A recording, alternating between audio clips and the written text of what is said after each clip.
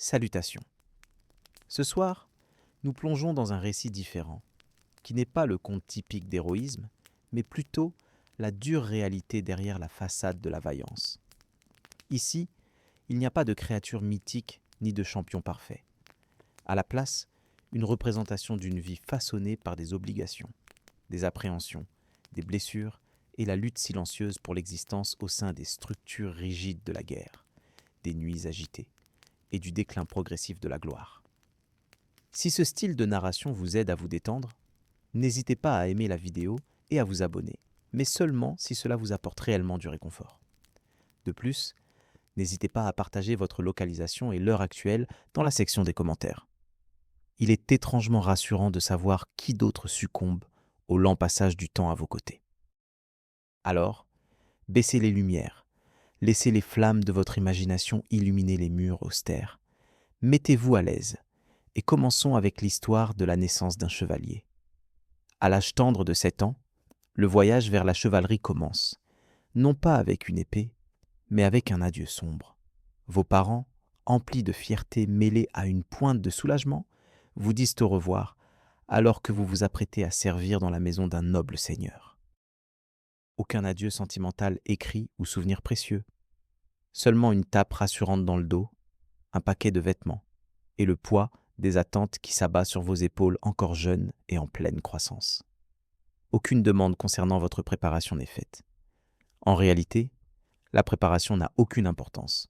Vous êtes désormais un page. Le grand château se dresse au-dessus de vous, ses tours de pierre s'étendant vers le ciel couvert, leur silhouette évoquant à la fois grandeur et adversité. La porte grince en s'ouvrant. Pourtant, ce qui se trouve au-delà n'est pas un royaume de vaillance et de splendeur, mais celui de l'éponge, du soin et de la persévérance. Les idéaux de chevalerie suivront en temps voulu, après des années passées à faire des courses, à accomplir des tâches et à répondre aux besoins tant des chevaux que des nobles, avec des tempéraments tout aussi désagréables. Vos responsabilités sont incessantes, allant de l'aube jusqu'à bien après le coucher du soleil. Effectuer des tâches telles que faire des courses, balayer les halls, livrer des messages et aider lors des repas fait partie de votre routine quotidienne. Parfois, vous avez la permission de polir l'armure, ce qui peut sembler glamour jusqu'à ce que vous réalisiez qu'il s'agit de gratter la boue séchée et le crottin de cheval sur de lourdes bottes en fer. Malgré des mains enflées et un dos douloureux, les chevaliers ne reconnaissent peu guère vos efforts. Vous êtes considérés comme laides, pas encore comme faisant partie de leur rang. Cependant, votre entraînement commence tôt. Des épées en bois sont distribuées comme des balais, et des ecchymoses commencent à apparaître sur vos bras lorsque vous vous entraînez avec d'autres garçons impatients. On vous apprend comment tomber d'un cheval sans vous blesser, une compétence que vous pratiquez fréquemment. Parfois, on a l'impression que la principale leçon consiste à apprendre comment tomber. Les ecchymoses ne sont pas louées, la faiblesse n'est pas tolérée. La douleur est supportée en silence, la discipline est primordiale. Parlez seulement lorsque l'on vous adresse la parole. Montrez un profond respect envers ceux de rang supérieur. Et suivez toujours les ordres sans poser de questions. Les erreurs sont punies, que ce soit par un réprimande ou par une tâche comme frotter les cuvettes de la chambre pendant une semaine. La négligence d'un garçon qui oubliait d'enlever sa casquette devant la dame de la maison a conduit à 2 jours de genoux dans la chapelle à prier pour l'humilité, une leçon que personne n'a oubliée. Si votre famille est riche, un tuteur pourrait vous enseigner la lecture, l'écriture et peut-être un peu de latin. Sinon, vous apprenez en observant, en écoutant et en copiant. La maîtrise de la lecture et de l'écriture est considérée comme un luxe, la force physique et l'obéissance étant prioritaires. Néanmoins, vous acquérez peu à peu des connaissances, y compris sur le bon usage des fourchettes. L'utilisation des ustensiles est rare, car la plupart des gens préfèrent utiliser leurs doigts. On vous forme à rester immobile pendant des heures lors des banquets à la cour, à tenir des plateaux de nourriture chaude pendant que les nobles discutent de politique et critiquent par le vin. Apprendre à se fondre dans le décor lors de disputes animées et à disparaître complètement lorsque des chevaliers ivres se vantent de leur conquête passée devient une seconde nature. Chaque instant est une leçon de survie. La journée commence par un service religieux. La chapelle du château reste fraîche tout au long de l'année, ce qui fait apparaître votre souffle sous forme de brouillard pendant que vous vous agenouillez sur le sol en pierre et luttez pour rester éveillé lors de la cérémonie religieuse. La foi est obligatoire, faisant partie intégrante de votre formation aux côtés de l'escrime. La peur de la damnation éternelle, le respect pour l'Église et la confession régulière vous sont inculqués. Le clergé prêche sur la mission divine et la responsabilité sacrée, et vous écoutez attentivement, combattant la somnolence. Votre principale préoccupation est d'éviter la maladie. L'absence de remède et les faibles taux de guérison vous mettent en alerte. Les repas sont rapides et se composent généralement de pain, de fromage et parfois de viande si vous avez de la chance. Les légumes sont vus avec suspicion, car on croit qu'ils provoquent la maladie. Par conséquent, votre régime alimentaire consiste principalement de viande salée et de pain sec. Vous mangez à la hâte, conscient que votre prochain devoir vous attend. Lors d'occasions spéciales, comme les fêtes, il peut y avoir du porc rôti ou des galettes d'avoine sucrée. Ces rares moments sont chéris pendant des années, semblables à des rêves éphémères. À la tombée de la nuit, la grande salle s'anime avec des ménestrels chantant des récits d'Arthur, de Roland et de figures saintes qui ont vaincu des dragons. Vous vous asseyez près du feu, désireux de saisir chaque parole. Bien que les chansons soient destinées à élever l'esprit, la fatigue obscurcit votre capacité à être ému. Vous êtes préoccupé par vos pieds fatigués plutôt que par des exploits héroïques. Pourtant, quelque chose en vous s'éveille, une lueur d'espoir qu'un jour, votre propre histoire sera chantée. Trouver un endroit pour se reposer est un défi, ce qui conduit souvent à dormir où que ce soit possible. Vivre dans les quartiers des serviteurs, côte à côte avec d'autres garçons sur des paillasses de paille imprégnées de sueur et de moisissure, peut être difficile. Certaines nuits, votre sommeil est interrompu pour aider lors d'arrivées tardives ou d'invités inattendus. Tu apprends rapidement à te relever sans te plaindre, à pousser à travers l'épuisement et à dissimuler tout signe de fatigue dans tes yeux. Un chevalier doit être prêt à tout moment, et l'entraînement commence ici, où tu trouves de la camaraderie dans les luttes partagées de tes compagnons pages. Des amitiés silencieuses se forgent à travers des regards échangés et des grognements discrets, t'aidant à naviguer dans le rythme quotidien de la vie au château. Tu en viens à reconnaître quels chevaliers sont durs et qui peut fermer les yeux lorsque tu glisses une portion supplémentaire de ragoût. La confiance, la peur et les moments fugaces de répit dans certains coins du château deviennent familiers alors que tu t'adaptes à ce nouveau monde. Au milieu du labeur, de brefs instants de légèreté, comme une blague du cuisinier ou une maladresse d'un chevalier maladroit, te rappellent que la vie ne se limite pas aux devoirs et que le rire a toujours sa place. Parfois, des aperçus du monde extérieur aux murs du château t'intriguent, des marchands avec des marchandises exotiques, des artistes itinérants et des dames nobles qui passent. Ces scènes semblent lointaines, comme des contes voilés de brume, laissant entrevoir un monde que tu n'as pas encore pleinement exploré. Malgré les doutes qui s'insinuent concernant la dureté de la réalité qui éclipse les histoires romancées de gloire, la vue d'un chevalier en armure brillante avec des pennants flottants ravive ta croyance qu'un jour, cela pourrait être toi. Les leçons d'humilité dépassent les épreuves physiques pour inclure la participation à des cérémonies, même si tu n'es qu'un simple écuyer. Au milieu de l'agitation du château, vous observez silencieusement les nobles se rassembler, vêtus de tissus luxueux que vous ne pouvez même pas toucher. Leurs regards et leurs remarques occasionnelles rappellent que votre rôle oscille entre être utile et être pratiquement invisible. Lorsque des visiteurs importants honorent le château de leur présence, celui-ci se transforme en une grande scène. Vos tâches consistent à préparer les quartiers des invités, à polir la vaisselle en argent et à balayer méticuleusement les mêmes couloirs encore et encore. Tout incident est rapidement attribué au page, qui en porte la responsabilité. En cas de problème, comme un chien mordant un évêque en visite, il devient avantageux d'apprendre l'art de ne pas se faire remarquer. Feindre habilement d'être occupé, tout en gardant une distance prudente face aux problèmes, devient une tactique essentielle. Lors des fêtes, l'air est rempli de musique, de danses animées et de vins abondants, mais uniquement réservés aux adultes. Vous êtes autorisé à observer discrètement depuis les coulisses, absorbant l'ambiance festive tout en faisant semblant de ne pas regarder trop fixement. Parfois, une âme bienveillante vous offre une friandise ou une part de gâteau, soulageant momentanément le poids de vos devoirs. Pourtant, ces petits actes de bonté ne masquent pas la dure réalité de votre rôle subalterne. Votre devoir consiste à servir, observer et conserver des informations essentielles. Certaines pages cherchent du réconfort dans les livres, si elles ont la capacité de lire. Les quartiers de l'ancien intendant abritent une collection de manuscrits ornés, soigneusement élaborés, enfermés dans des reliures en cuir robuste et gardés avec autant de ferveur que l'armurerie du Seigneur. Lors de soirées fortunettes, vous avez le privilège de vous asseoir près d'un feu crépitant, captivé tandis qu'un scribe expérimenté raconte des histoires de chefs romains vaillants ou de saints résilients qui ont triomphé d'épreuves inimaginables. Ces récits nourrissent dans votre esprit pendant que votre corps se remet du travail physique de la journée. De plus, vous êtes averti par des murmures ou des chuchotements discrets de la part de membres plus âgés du personnel.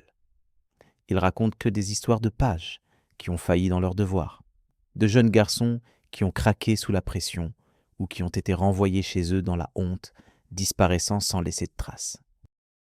Dans le château, on entend parfois des choses qui ne sont pas destinées à nos oreilles, sans aucune explication.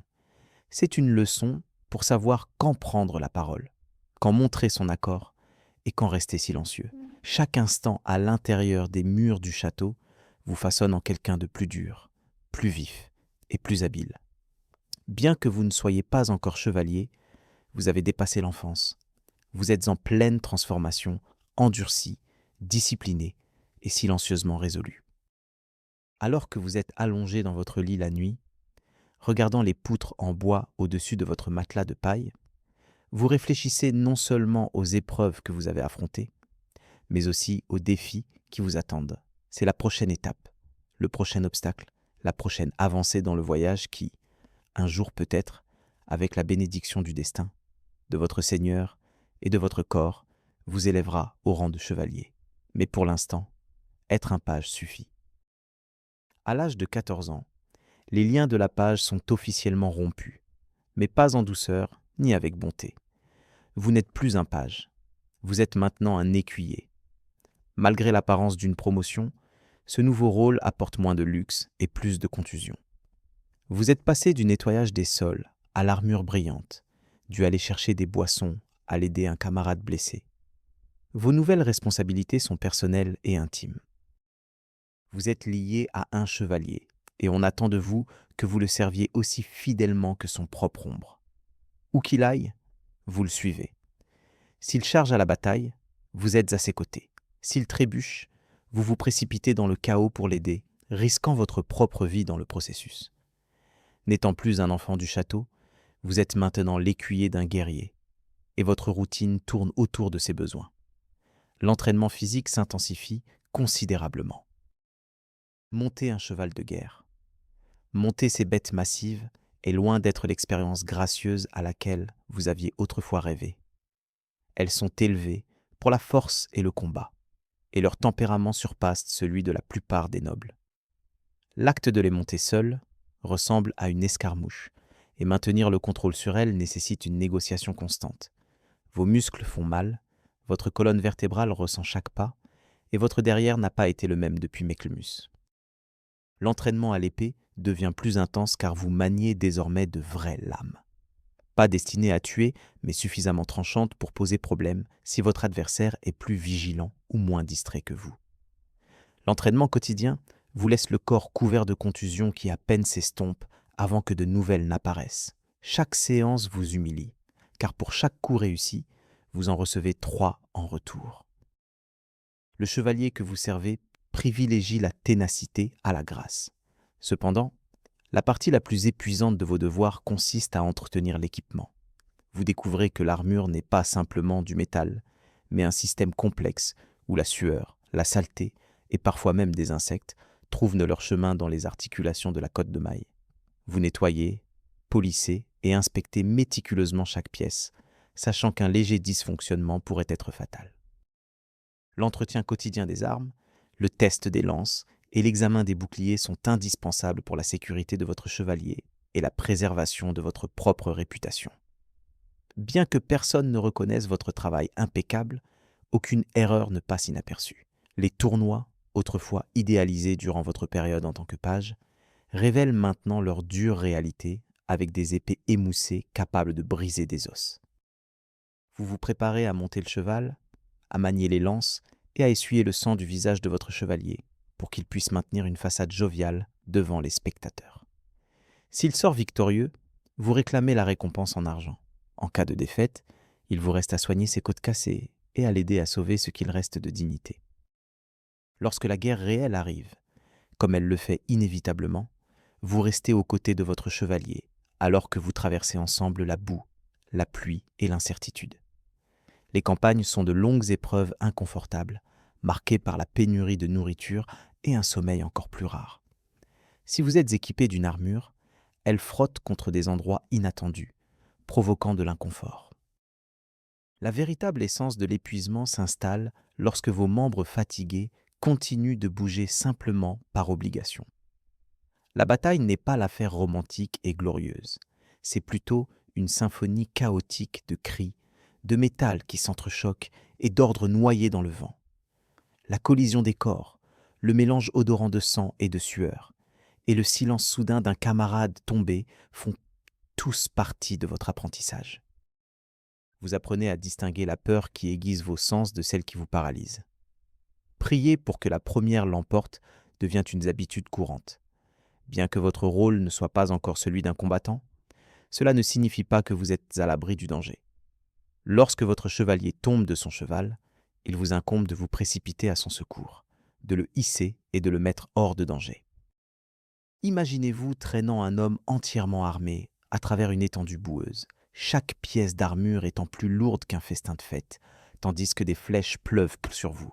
Ce n'est pas héroïque, c'est éprouvant, et la seule récompense est la possibilité de recommencer tout cela le lendemain. En cas de blessure de votre chevalier, vous prenez soin de ses blessures. S'il est capturé, votre tâche consiste à négocier ou à livrer des messages importants pour assurer sa libération.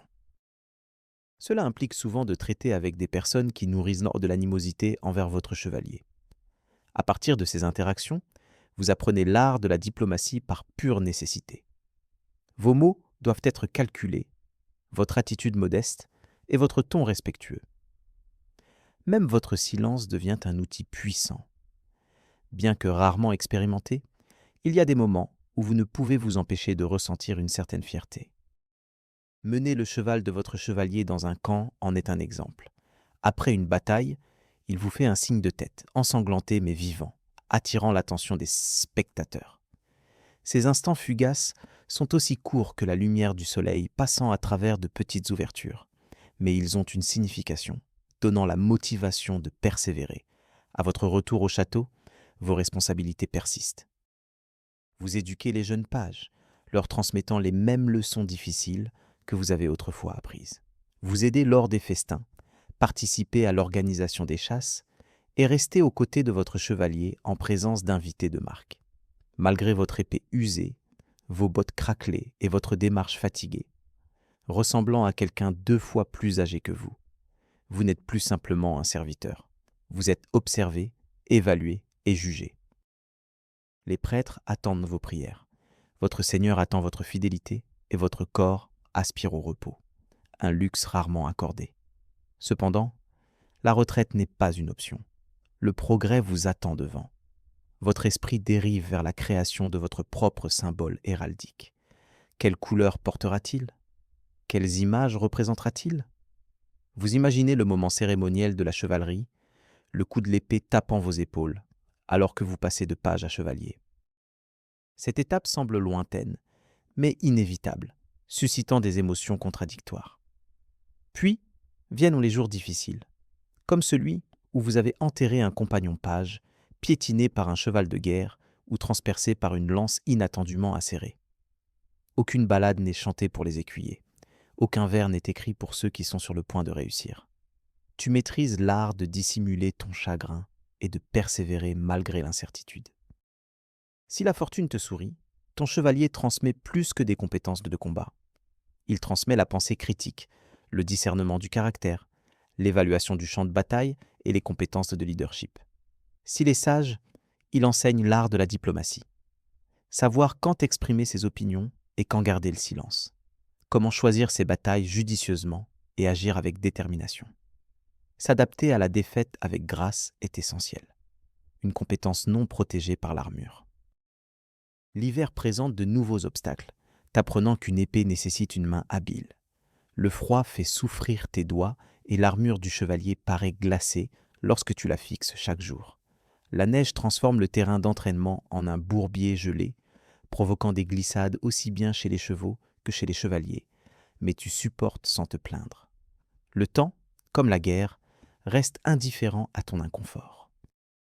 Parmi les écuyers seniors, des discussions surgissent sur la gloire, les rébellions à l'Est et l'appel aux armes d'un roi. Tu écoutes attentivement, sachant que la gloire masque souvent le danger. Néanmoins, tu restes prêt à partir si l'on t'appelle, comprenant que l'attente peut parfois être plus éprouvante que le combat. En rédigeant ta première lettre, maladroite et formelle, adressée à des parents peut-être vivants, tu peines à en déterminer la destination. Malgré cette incertitude, l'écriture revêt une importance, te permettant de te recentrer et de réaffirmer ton identité au-delà des contusions, de la sueur et de l'acier. Un soir, ton chevalier, ivre de hydromel et de nostalgie, raconte sa première expédition militaire, évoquant la pluie, la faim et l'adrénaline de survivre aux charges. Son souvenir devient plus sombre lorsqu'il mentionne 3 camarades tombés, attendant de toi que tu l'écoutes et honores leur mémoire. En silence, tu t'entraînes chaque jour, imitant la posture, la démarche et l'art du combat de ton chevalier, espérant que cette imitation devienne instinct. Endurant blessures et revers, tu persévères dans ton apprentissage. Puis, un matin discret, sans faste ni cérémonie, tu te rends compte que ton entraînement et tes épreuves t'ont conduit à « Votre nom est appelé ». Vous accompagnerez votre chevalier, non pas en tant qu'observateur, mais en tant que son second. La veille, il n'est pas nécessaire de dormir, car lorsque vous montez à cheval, vous êtes prêt. Votre préparation n'est pas parfaite ni sans peur, mais elle est suffisante. Bien que votre histoire soit encore en cours, elle est déjà gravée dans les épées, la poussière des routes et les mains calleuses. Vous n'êtes plus un garçon, mais pas encore tout à fait un homme. Vous êtes en chemin pour le devenir. À 21 ans, ou presque, certains écuyers sont plus jeunes, d'autres plus âgés. Cependant, ce qui compte vraiment, c'est le moment où une personne d'autorité vous juge prêt à vous agenouiller, à faire vœu, et théoriquement à engager le combat avec une approche plus formelle. Il n'y a pas de changement soudain, pas de voix plus grave ou de mâchoire plus carrée au réveil. Vous ressentez encore la douleur de l'entraînement, avec de la boue sur vos bottes et une cicatrice persistante sur l'épaule. Cette étape importante est survenue après des années de travail acharné à polir, aiguiser, porter et servir, marquant le jour de votre chevalerie. Elle commence dans la solitude, alors qu'on vous a assigné une petite chambre froide pour la prière, la réflexion et le jeûne tout au long de la nuit. Il n'y a pas de glamour, seulement des murs de pierre, une bougie solitaire et une couverture fine et rugueuse dans la chapelle. Vous vous agenouillez sur le sol, ressentant la douleur dans vos os, la faim grondant, résistant aux pensées des cuisines chaleureuses et des arômes de cuisine en dessous. Cette veillée fait partie de la tradition destinée à vous préparer. Le devoir d'un écuyer est de purifier l'âme et de se préparer aux responsabilités sacrées de la chevalerie. Cela implique de méditer sur la défense des vulnérables, le service du Seigneur et le maintien de l'Église. Au milieu des doutes et des distractions, de nombreux écuyers ont déjà ressenti des sentiments similaires. Certains pleins d'anticipation, d'autres feignant le calme. En attendant votre veillée, vous vous concentrez sur la mémorisation des prières, des credos, et sur le maintien de la bonne posture, en tentant de repousser les rumeurs troublantes selon lesquelles certains écuyers succomberaient à la nervosité lors de la cérémonie. La tension monte jusqu'à l'aube, Lorsque vous êtes conduit dans une grande salle transformée pour l'occasion, ornée de banniers et de bougies vacillantes, alors que les nobles, chevaliers et prêtres, vêtus de leurs habits cérémoniels, assistent en silence reverent à votre entrée, vous vous agenouillez en attendant l'approche de votre seigneur ou roi, qui porte une épée symbolique représentant le service et l'autorité. Peut-être une arme cérémonielle, réservée à cette seule fin. La cérémonie de l'adoubement commence lorsque l'épée tapote vos épaules, signifiant votre acceptation dans la chevalerie. Certaines autres traditions incluent une tape ou une gifle symbolique, soulignant les défis physiques et moraux du chemin du chevalier. Le serment solennel suit, un engagement d'une loyauté inébranlable envers votre suzerain, marquant le début de votre parcours noble. Avec un vœu à Dieu et aux principes de la chevalerie, vous promettez de protéger les faibles, de défendre les femmes, de défendre la vérité et de participer à des combats honorables. En récitant ces mots solennellement, vous vous demandez combien de chevaliers continuent encore à respecter ces valeurs. Après avoir prononcé le serment, vous vous relevez non plus comme un jeune ou un serviteur, mais comme un chevalier. La transformation, subtile mais profonde, suscite le respect de ceux qui vous avaient auparavant négligés. Les pairs montrent leur approbation, et le sourire subtil de votre Seigneur en dit long dans les cercles nobles. Peut-être une fête de célébration vous attend-elle, élevant votre position parmi les nobles que vous avez autrefois servis. Certains sont faits chevaliers, à la hâte sur les champs de bataille, tandis que d'autres participent à de grandes cérémonies. Quoi qu'il en soit, le poids de la chevalerie repose sur vos épaules comme une cotte de maille. Ce n'est pas une fin en soi, mais un commencement.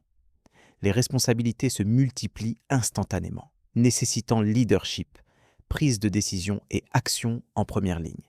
L'épée qui vous a fait chevalier symbolise désormais votre autorité et vos choix sont sans contestation. Hériter s'accompagne d'une surveillance publique et de coûts. Les attentes augmentent à mesure que votre parole devient contraignante, que votre signature a du poids et que vos actions sont étroitement surveillées. Le rythme de la vie ne ralentit pas pour vous permettre de savourer votre nouveau rôle. Vos obligations s'élargissent, exigeant un niveau plus élevé de responsabilité dans tous les aspects de la vie. Lorsque vous agissez de manière indiscrète ou que vous parlez trop librement, cela ne reflète pas seulement sur vous personnellement, mais aussi sur votre foyer, votre bannière et ceux qui dépendent près de vous. Même une petite erreur de langage pourrait nuire à des alliances importantes, tandis qu'une bagarre en état d'ivresse peut dénouer des mois d'efforts diplomatiques. Essentiellement, la marge d'erreur diminue considérablement une fois que vous êtes fait chevalier.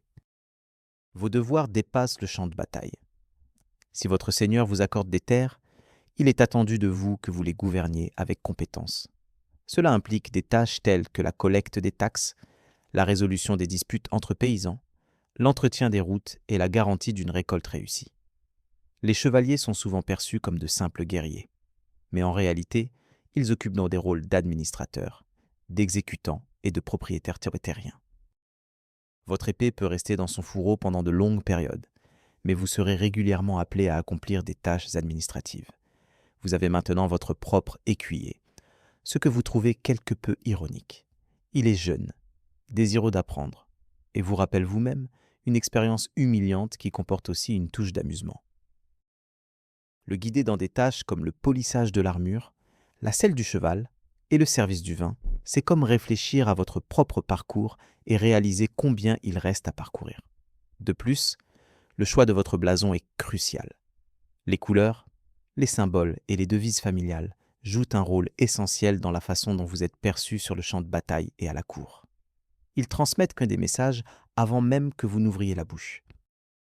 Par conséquent, faire un choix réfléchi concernant votre blason est primordial, ou demander l'aide d'un héros.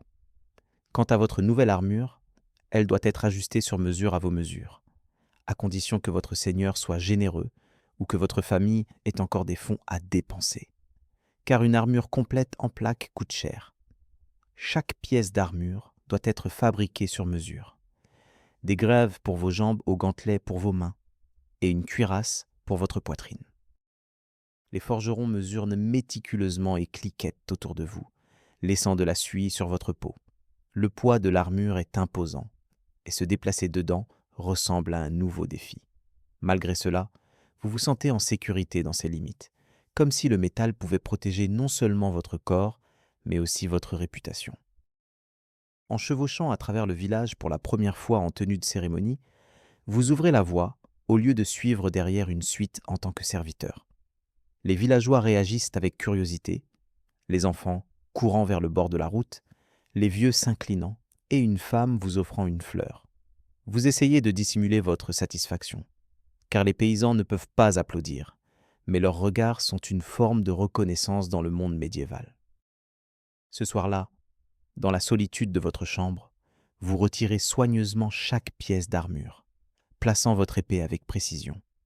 En regardant votre reflet dans la plaque polie, vous tentez de percevoir ce que les autres voyaient, un chevalier, un gardien, un leader. Bien que vous ne le croyiez peut-être pas encore entièrement, vous finirez par l'accepter avec le temps.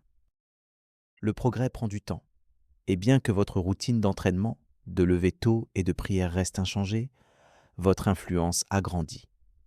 Les jeunes écuyers vous regardent avec un mélange d'admiration et d'appréhension. Sachant que la guerre se profile à l'horizon, vous comprenez le rôle attendu de vous dans l'avant-garde, n'étant plus relégué à l'arrière d'un mur de boucliers ou à attendre des instructions. Au lieu de cela, vous avancerez en force, faisant entendre votre voix au-dessus du chaos, montrant la voie sur le champ de bataille. Si la chance est de votre côté, vous pourriez en sortir triomphant. Revenir avec honneur est essentiel. Si vous échouez, le blason de votre famille sera ramené sans vous. C'est le prix de la reconnaissance. C'est la responsabilité de la promesse. Néanmoins, votre fierté ne réside pas dans votre titre, mais dans votre résilience.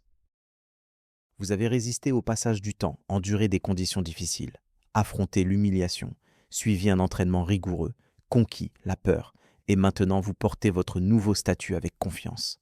En tant que chevalier, votre véritable devoir vient de commencer. Devenir chevalier ne confère pas une force immédiate. Au lieu de cela, il vous faut manier une épée de 60 livres depuis un cheval. La leçon initiale de la chevalerie se concentre sur la maîtrise du mouvement, de la respiration et du maintien de l'équilibre dans l'armure. La cotte de maille est la première couche, composée de maillons liés qui vous couvrent comme un lourd gilet. Elle n'est peut-être pas aussi pesante qu'elle en a l'air, mais elle adhère à vous, ralentit vos mouvements et emprisonne chaque goutte de sueur. En dessous, vous portez une gambeson rembourrée, un vêtement matelassé rempli de laine ou de chiffon qui devient rapidement malodorant. Malgré l'inconfort, il empêche la cotte de maille de frotter contre votre peau. Avec le temps, la guerre évolue, ce qui pousse à améliorer votre équipement. L'armure en plaque remplace progressivement la cotte de maille, en commençant par une cuirasse et une protection pour les jambes, puis en s'étendant pour inclure la protection des épaules, des protège-bras, des couvre-pieds, des articulations à charnières et des segments rivetés. Chaque ajout vise à vous protéger sans restreindre vos mouvements, bien que cela accomplisse souvent les deux. Finalement, vous êtes enveloppé de métal de la tête aux pieds, ressemblant plus à une cloche ambulante qu'à une personne. Le casque s'avère être la pièce la plus difficile à porter, étouffant les sons et limitant la vision. Lorsqu'on porte un casque, l'ouïe diminue, la vision devient restreinte et la condensation de la respiration le brouille. Au combat, le casque protège la tête. Cependant, en dehors de la bataille, il provoque principalement un mal de tête pulsatile. Certains casques sont équipés de visières qui peuvent être relevées, facilitant une meilleure respiration et l'expulsion de la salive, mais rendant également le visage plus vulnérable. Il y a de nombreux compromis à considérer lors du choix de l'armure. Étonnamment, il est possible de conserver sa mobilité. Avec un entraînement approprié, on peut courir, se baisser, monter à cheval et même rouler, bien que chaque mouvement demande un effort considérable. Plutôt que d'être agile, on devient délibéré, apprenant à conserver ses actions avec précision. Un entretien régulier est essentiel. Chaque pièce doit être nettoyée, huilée et inspectée pour prévenir des problèmes tels qu'un rivet rouillé provoquant le blocage d'une jointure ou une plaque de poitrine cabossée s'effondrant sous un autre coup. Votre écuyer devient un apprenti forgeron du jour au lendemain. travaillant tard dans la nuit à frotter et marteler l'armure. Toute omission dans la fixation ou la sécurisation de votre armure sera immédiatement et douloureusement remarquée. De plus, l'armement joue un rôle essentiel. Bien que votre épée soit un compagnon constant, ce n'est pas une rapière fine comme on le voit souvent, mais une lame lourde conçue pour trancher plutôt que pour le duel. Maintenue affûtée, mais pas trop fine pour assurer la durabilité, l'épée n'est dégainée que lorsque cela est nécessaire, symbolisant la puissance et servant aussi d'outil. La lance est tout aussi indispensable, car un chevalier sans elle est comparable à un poisson sans branchies, inefficace en combat à découvert. Cette arme n'est pas un instrument délicat, mais un long bâton aiguisé d'environ 10 pieds destiné à être tenu sous le bras lors d'une charge. La masse est une arme brutale, maniée avec force comme un bélier s'écrasant contre ses adversaires sur le champ de bataille. Bien qu'efficace à cheval, elle peut être encombrante et imprécise, devenant en grande partie inutile une fois cassée, sauf peut-être pour piquer un feu de camp. Cette arme est courte, trapue et émoussée, dépourvue de finesse ou d'élégance, simplement un bloc de métal sur un bâton conçu pour écraser des casques et briser des os. C'est un choix fiable lorsque les armes conventionnelles échouent, rendant son but violent indéniablement clair. Les axes, moins courants chez les chevaliers, mais populaires parmi les mercenaires et ceux du Nord, remplissent également une fonction brutale en combat rapproché, capable de accrocher des boucliers, de fendre des casques ou de désarçonner les ennemis. Bien qu'ils ne soient pas considérés comme chevaleresques, la guerre elle-même ne respecte pas les normes de galanterie. Les boucliers, souvent en forme de cerf-volant ou de style hitter, remplissent à la fois des fonctions défensives et offensives, arborant fièrement votre emblème héraldique au milieu du chaos et de la saleté. Maîtriser des tactiques telles que donner des coups de poing, dévier ou absorber l'impact avec un bouclier peut sauver la vie. Un bouclier fiable peut vous protéger, mais un mauvais peut devenir votre couvercle de cercueil. Les armes de siège, comme les catapultes, trébuchets et béliers, sont opérées par des ingénieurs et des fantassins, inspirant à la fois AOW et crainte, car aucune armure ne peut résister à la force d'un projectile massif. En combat, votre équipement sert à la fois de protection et de contrainte. Chargé dans la mêlée, avec une lance prête et un bouclier levé, vous entrez dans un tourbillon chaotique de bruit et de mouvement, où la victoire ou la défaite est rapide et définitive.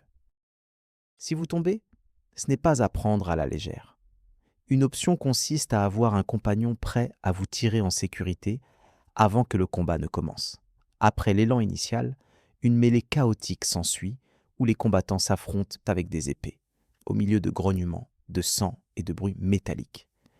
L'objectif n'est pas de faire de grands gestes, mais de porter des coups stratégiques ciblant les articulations vulnérables comme les aisselles, les genoux et les fentes du visière. Ne pas exploiter les points faibles d'un adversaire pourrait lui permettre de découvrir les vôtres. Survivre à la bataille signifie passer dans le rôle moins connu de réparateur de chevalier. Pièce par pièce, l'armure est sa démontée, chaque bosse et chaque éraflure racontant sa propre histoire. Les rivets cassés ou les sangles déchirées sont soigneusement notés, catalogués et réparés. L'épée subit un nettoyage minutieux, une inspection et une réapplication d'huile. Les armes émoussées sont affûtées avec diligence, car la préparation peut signifier la survie. Comprendre les nuances entre l'acier de haute qualité et l'acier de qualité inférieure devient essentiel. La familiarité avec les forgerons devient une habitude. L'équilibre de l'épée, le poids du bouclier et l'ajustement du casque deviennent instinctifs. Des détails autrefois négligés, comme la qualité du cuir des gantelets ou la répartition du poids de la hache, prennent désormais une importance considérable. Certains chevaliers apportent des touches personnelles à leur équipement, avec des pommeaux ornementés ou des cimiers ornés de blasons si leurs ressources le permettent. Cependant, derrière l'esthétique se cache une vérité cruelle. L'armure n'est pas là pour faire joli, mais pour protéger. Malgré ses avantages, l'armure pose des défis. C'est un investissement coûteux, et les butins sont souvent réorientés vers l'entretien. De plus, supporter la chaleur tout en étant vêtu d'une armure reste un problème redoutable. Porter une armure complète en été ressemble à être dans une fournaise ardente. surtout lorsque le soleil est à son zénith. La chaleur intense vous fait transpirer abondamment, et si vous n'êtes pas prudent, vous risquez de vous évanouir.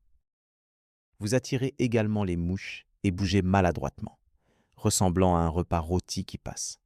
Malgré ces défis, vous devenez dépendant de votre armure comme d'une seconde peau. Vous l'avez mise à l'épreuve contre des flèches et avez ressenti l'impact d'un coup de masse, vous rassurant sur ses capacités de protection. Elle ne vous protège pas seulement, mais modifie aussi votre présence. Marchant fièrement dans votre armure, les gens font place lorsqu'ils vous aperçoivent. Les enfants pointent du doigt, et les gens du commun s'inclinent avec respect. Pourtant, vous savez que l'acier ne garantit pas l'invincibilité, mais ne fait que retarder l'inévitable. Même avec une préparation méticuleuse et la meilleure armure, vous pouvez toujours succomber à une attaque chanceuse. Être chevalier consiste à maîtriser ses outils par l'expérience, et non à garantir la sécurité. Enlever votre armure la nuit est un processus délibéré et solennel. Chaque pièce retirée vous rappelle votre vulnérabilité en dessous, car votre corps reste contusionné, raide et douloureux. Dans ces moments de calme, avec votre épée à vos côtés et l'armure refroidissant à proximité, vous saisissez la véritable essence de la chevalerie. Votre force ne vient pas du acier. Vous la portez simplement avec dignité. Chaque jour commence par une routine familière. Ajuster, attacher et se préparer au combat. Votre écuyer inspecte méticuleusement et resserre votre armure à la recherche de signes d'usure ou de faiblesse. Avec un accord silencieux, vous reprenez votre rôle, aussi fatigué et marqué que vous puissiez être, sachant que vous êtes indispensable et obligé de protéger les sans défense contre le mal. Votre vie a été construite pierre par pierre, arme par arme. Le fardeau que vous portez a été choisi par vous et vous le portez avec grâce. Dès le départ, on vous a appris à respecter un code connu sous le nom de chevalerie, une manière de vie glorieuse et honorable. Ce code définissait ce que signifiait être un chevalier, vaillant, courtois, honorable, protégeant les faibles et respectueux envers l'Église. C'était un idéal noble, loué tant par le clergé que par les poètes. Cependant, en entrant dans votre première bataille et en voyant un chevalier écraser un soldat en retraite, vous avez compris que la chevalerie était plus une ligne directrice qu'une règle stricte. À l'origine, la chevalerie servait de boussole morale pour les chevaliers, mêlant principes chrétiens et loyauté féodale pour tempérer leur nature violente. L'Église visait à transformer les chevaliers de simples soldats en défenseurs de la foi. La chevalerie, bien que majestueuse vue de loin, révèle ses imperfections de près. Les principes exacts peuvent varier selon les sources, mais certains thèmes clés perdurent. Protéger les innocents, défendre l'Église, rester fidèle à son Seigneur, faire preuve de miséricorde envers les ennemis vaincus, être sincère, éviter les conflits injustes et honorer les femmes nobles. Ces lignes directrices, bien que nobles, s'avèrent problématiques en réalité. Au milieu du chaos de la bataille, il n'y a pas de temps pour réciter des vertus. Les actions parlent plus fort. Frapper pour survivre, suivre les ordres même lorsqu'ils impliquent des tactiques sévères, faire des prisonniers principalement pour obtenir une rançon et montrer occasionnellement de la miséricorde. La valeur marchande est cruciale. Bien que l'honnêteté soit généralement valorisée, la morale d'un chevalier peut fléchir lorsque ses intérêts sont menacés. La tromperie sous le masque de la noblesse n'est pas rare. Défendre l'honneur peut entrer en conflit avec des besoins pratiques, comme la défense d'une terre ou la sécurisation d'un héritage. Malgré la représentation idéalisée de la protection des faibles, en réalité, les pertes parmi les vulnérables sont parfois inévitables. Les chevaliers peuvent être admirés de loin par les pauvres, mais leur présence ne conduit pas toujours à des bénéfices tangibles pour les moins privilégiés. Les relations avec les femmes tournent souvent autour du statut social, plutôt que d'une véritable affection, le mariage servant d'alliance stratégique et la romance étant éphémère. Bien que certains chevaliers s'efforcent de suivre un code de conduite en priant et en évitant la brutalité inutile, les dures réalités de leur monde peuvent mettre leurs principes à l'épreuve. Les tournois, cependant, offrent une plateforme où la chevalerie est pratiquée avec sincérité. Des manuels existent qui détaillent de manière exhaustive le comportement attendu des chevaliers. Un conseil, pourrait être de s'abstenir d'attaquer un adversaire qui a perdu son casque. Une autre suggestion pourrait être, si une femme laisse tomber son gant, de le ramasser sans marcher dessus, ni la fixer trop longtemps au niveau des chevilles. L'Église établit son propre ensemble de règlements, se concentrant principalement sur la dévotion. Assister à la messe, confesser ses péchés, éviter de trop manger, et surtout, se souvenir de qui a autorisé votre pouvoir de tuer sont des principes fondamentaux. Ces directives sont récitées dans les salles d'audience et les lieux de formation. Certains écuyers les mémorisent, tandis que d'autres hochent simplement la tête poliment avant de retourner à l'entraînement à l'épée. En réalité, le code varie dans son interprétation d'une maison à l'autre. Certains seigneurs insistent sur l'importance de la loyauté, tandis que d'autres mettent quand même l'accent sur la férocité. Quelques seigneurs sont si dévoués à la chevalerie qu'ils déshéritent les fils qui montrent de la lâcheté. D'autres ne font chevalier de jeunes hommes que pour des alliances stratégiques, même s'ils n'ont aucune expérience de combat. L'expérience enseigne que la chevalerie n'est pas simplement un outil à manier, mais plutôt une réflexion du caractère de chacun. Certains la cultivent, chaque jour, tandis que d'autres l'abandonnent par commodité. Vous vous efforcez de préserver l'essence de la chevalerie, même si vous ne respectez pas toujours strictement les règles. Lorsque personne ne regarde, vous aidez votre écuyer, montrez de la clémence envers un ennemi vaincu, et risquez votre vie pour sauver un paysan d'un village en flammes. Ces moments ont plus de signification que bien des victoires, coûtent peu, mais semblent anciens et sacrés. Bien qu'ils ne soient jamais célébrés dans des chansons, vous en venez à comprendre que la chevalerie consiste en une série de petits choix faits en privé, reflétant la décence dans une profession centrée sur la destruction. Elle implique de reconnaître votre rôle en tant qu'arme et de choisir parfois de ne pas utiliser la force. Néanmoins, le conflit intérieur persiste, car un jour vous vous agenouillez devant un évêque et le lendemain, vous vous livrez à des actions impitoyables. Ô camarade, tu écrases involontairement un piéton en fuite qui croise ton chemin. Sous un serment d'honneur et de retenue, tu inscris ton nom et donnes des ordres qui conduisent pour des hommes affamés à leur perte. Peu à peu, tu en viens à réaliser que le code de la chevalerie agit davantage comme une boussole que comme un bouclier. Il ne t'empêche pas de t'égarer, mais t'offre une guidance en période de confusion. Certains jours, cela suffit. Lors de moments plus calmes, vous réfléchissez au paradoxe. Alors que des chansons légendaires racontent l'histoire de chevaliers vainquant des monstres et sauvant des demoiselles, votre réalité se compose de litiges fiscaux, de marches épuisantes et de genoux douloureux. La gloire que vous attendiez a été remplacée par des défis logistiques. Néanmoins, vous ne ressentez pas de amertume. Parfois, le code vous aide à vous rappeler la personne que vous étiez censé devenir avant que le monde ne vous transforme. Vous rencontrez des chevaliers qui corrompent le code, l'utilisant comme une arme. Ils pillent tout en citant des écritures, exaltant l'honneur mais pratiquant la terreur. Vous pouvez les reconnaître à leurs insignes brillants et à leurs regards vides. Vous avez appris à soit vous écarter, soit, dans de rares occasions, à bloquer leur chemin. Vous reconnaissez vos imperfections, les moments où vous avez transgressé le code en attaquant des ennemis rendus ou en vous appropriant injustement des butins. Vous êtes également resté silencieux lorsque vous auriez dû prendre la parole. Cependant, les visages de ceux qui ont fait preuve de bravoure restent gravés dans votre mémoire. Le chevalier qui a défendu une porte pour permettre à un village de s'échapper. Celui qui a refusé de raser un monastère malgré la menace d'exil. Le chevalier qui n'a pas capitulé mais s'est agenouillé en prière, face à la mort. À votre manière, vous persistez. Chaque matin, vous embrassez le code non pas comme une doctrine, mais comme une routine. Vous le saisissez comme votre épée, conscient qu'il peut parfois vous échapper. Face à l'étreinte implacable des ténèbres la nuit, vous continuez à lutter pour lui, en reconnaissant que sans lui, vous n'êtes qu'un guerrier.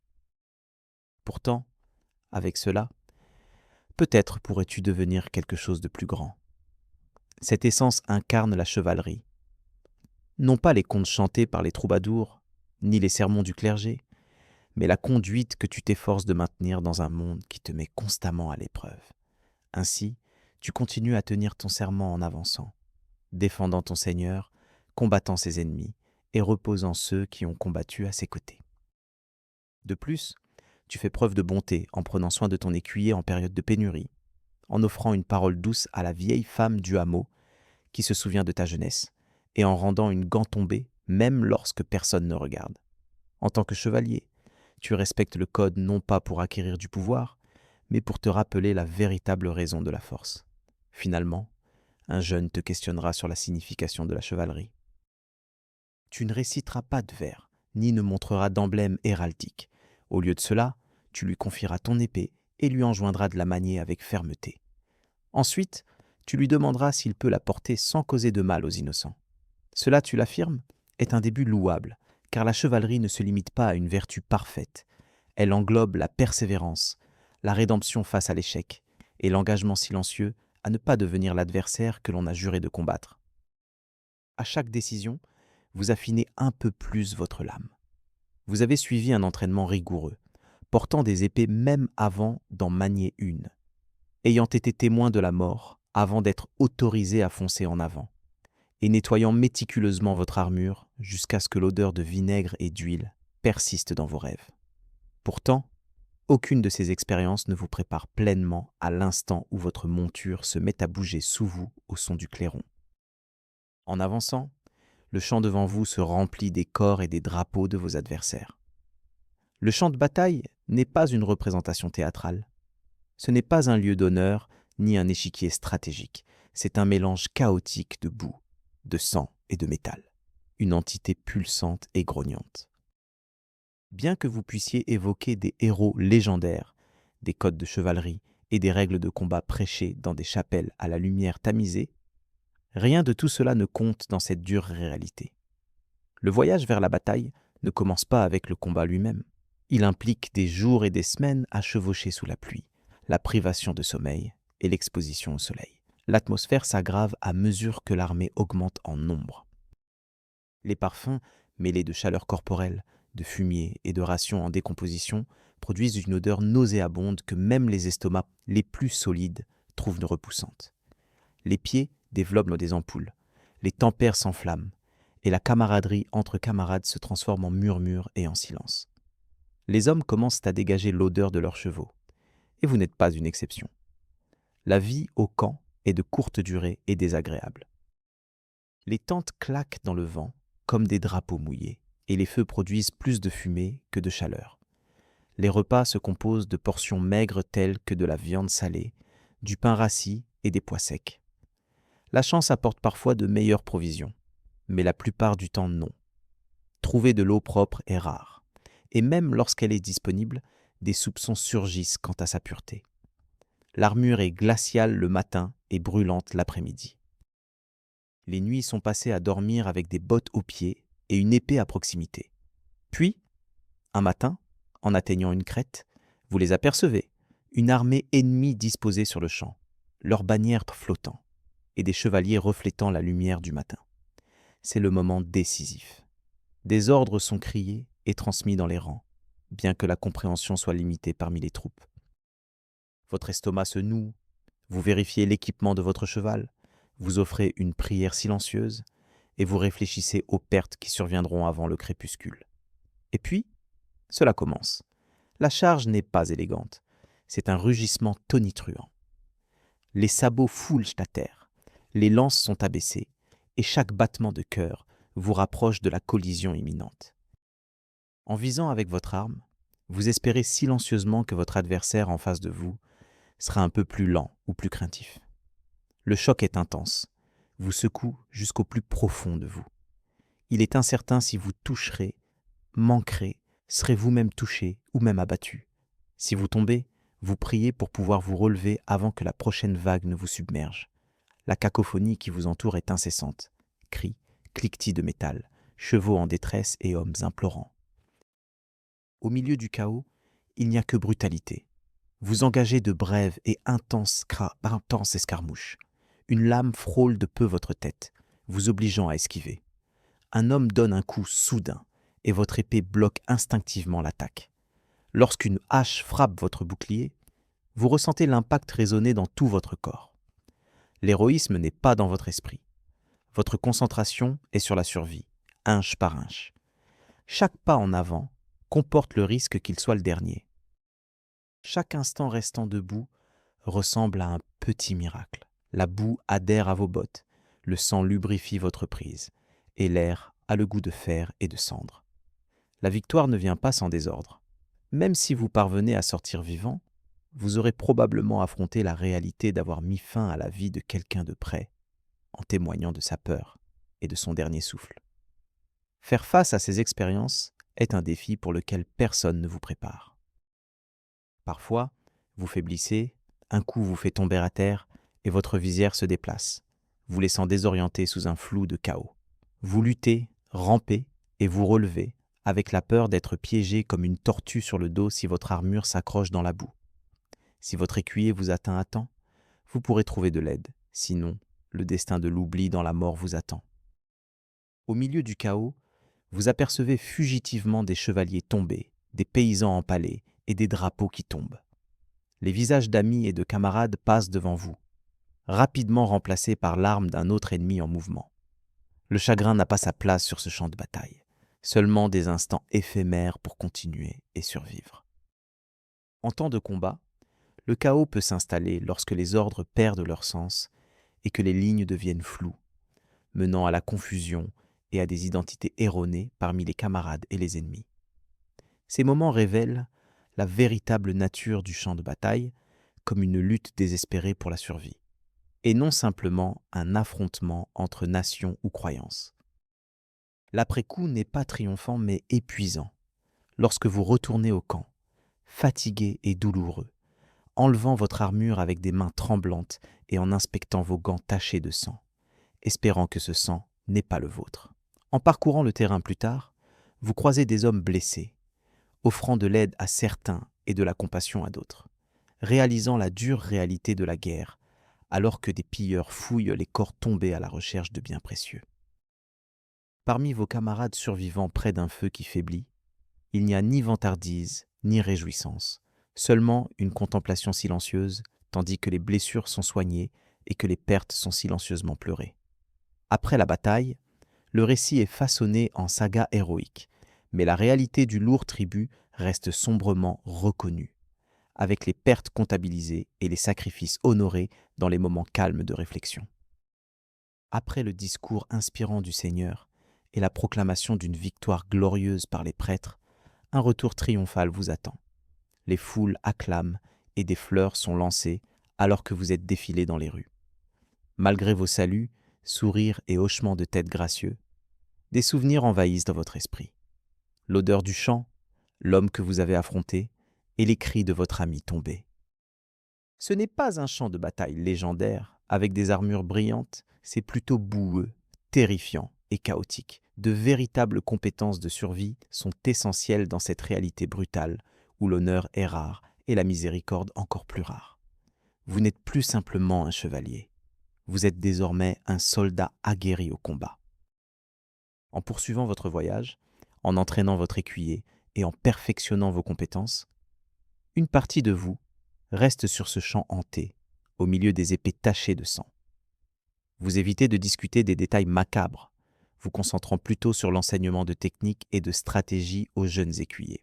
Bouclier levé, faites attention à votre pas et vérifiez 2 fois votre équipement. Ces détails méticuleux peuvent faire la différence entre la vie et la mort. Vos propres cicatrices peuvent s'estomper avec le temps, mais les souvenirs persistent, servant de rappel constant des sacrifices consentis. Le poids des tombées, les respirations tendues, ce sont là les réalités que vous portez, cachées sous la surface mais gravées à jamais dans votre esprit. Avant l'attaque, il y eut un moment de silence. Le souvenir du champ en ruine persiste dans votre esprit. Malgré la dévastation, tu continues à avancer, sachant que la guerre est un cycle sans fin qui ne fait que faire une pause brève entre les conflits. Ta motivation n'est plus guidée par la quête de gloire, mais par la recherche de clarté et de survie. Ta priorité maintenant est d'assurer le retour en toute sécurité des camarades qui combattent à tes côtés. Non pour la renommée ou la reconnaissance, mais pour tes compagnons. Ton dévouement s'étend au fidèle écuyer qui garde encore l'espoir à travers ses chansons. ainsi qu'aux prières silencieuses que tu murmures, même dans les moments de doute. Façonné par la dureté de la guerre et renforcé par les épreuves du champ de bataille, tu as persévéré et compris la valeur de chaque victoire durement acquise, chacune marquée par le sacrifice de vie. En naviguant à travers les batailles suivantes, tu saisis la sombre réalité que, même si la guerre se calme parfois, sa présence ne disparaît jamais vraiment. Lorsque les armées se dispersent, que les épées sont rangées et que les bannières sont abaissées, une paix temporaire s'installe. Pourtant, tu sais que l'inaction engendre la décadence. Animé par l'esprit de compétition, tu tournes ton attention vers les tournois, des événements structurés, remplis de fastes, de grandeur et de récompenses potentielles. Contrairement au chaos de la guerre, les tournois offrent un spectacle chorégraphié où les héros deviennent des célébrités. Le voyage commence par une invitation exclusive, signalant votre statut ou votre soutien financier, vous conduisant à un champ de tournoi animé près d'une ville animée, orné de drapeaux flottant au vent. Accompagné de votre fidèle écuyer, vous arrivez prêt pour l'événement, votre armure brillant de mille feux et votre destrier paré d'équipements ornés. Avant que les joutes ne commencent, la zone de l'événement est soigneusement préparée, ressemblant à la chevelure d'une mariée. Des estrades en bois sont érigées sur l'herbe, des marchands installent leurs étals vendant des tourtes à la viande et des jetons, et des ménestrels répètent les chansons qu'ils prévoient de jouer. Des enfants excités courent parmi les tentes, criant les noms de leurs chevaliers préférés. Votre nom pourrait être entendu parmi eux si votre performance précédente a été suffisamment intense. Cependant, il convient de noter que les tournois sont loin d'être des activités douces. Ils sont aussi périlleux que les champs de bataille, mais avec un meilleur éclairage et des annonces plus formelles. Le tournoi se compose de deux événements principaux, la mêlée et la joute. La mêlée est un combat simulé à grande échelle impliquant de nombreux chevaliers engagés dans des combats à pied ou à cheval à travers un champ ouvert. L'objectif est de désarmer, de déloger ou de maîtriser les adversaires sans causer de blessures mortelles, car les corps morts n'offrent pas de rançon. En entrant sur le champ de bataille avec votre équipe, orné de votre blason familial sur votre bouclier, l'anticipation monte. Le fracas des cornes et les acclamations des spectateurs remplissent l'air tandis que vous baissez votre visière et chargez en avant. La bataille est intense, avec des lames émoussées provoquant des fractures et la perte de dents, tandis que la fierté est toujours en jeu. La mêlée se termine lorsque seuls quelques participants restent debout, ou lorsque les juges la jugent indigne. En quittant le terrain, on peut ressentir un mélange de fatigue, d'exaltation ou même d'inconscience.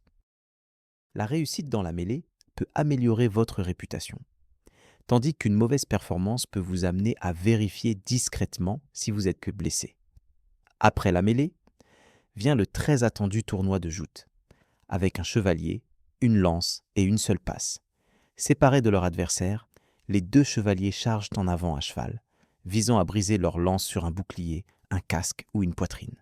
Des points sont attribués, des casques se dentellent, et parfois, des côtes se fissurent.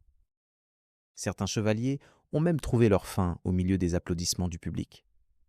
L'événement est très théâtral, avec des éléments cérémoniels comparables à ceux d'un mariage.